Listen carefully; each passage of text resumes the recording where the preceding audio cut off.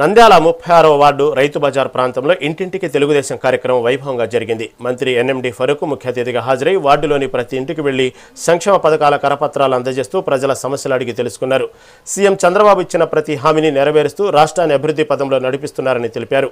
కూటమి పాలనపై ప్రజల విశ్వాసం పెరిగిందని, చంద్రబాబు, లోకేష్ నాయకత్వానికి నంద్యాల ప్రజలు పూర్తి మద్దతుగా నిలుస్తున్నారని మంత్రి ఫరూక్ పేర్కొన్నారు.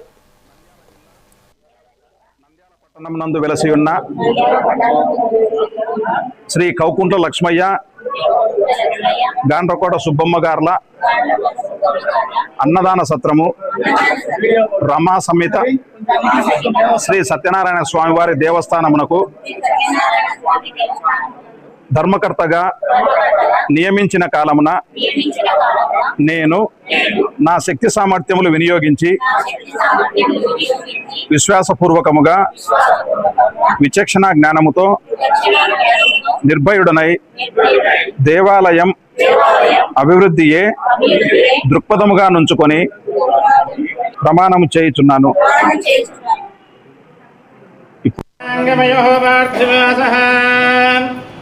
దేవాయుధం దేవరస్య మానో వసతో దీర్ఘమాయుః.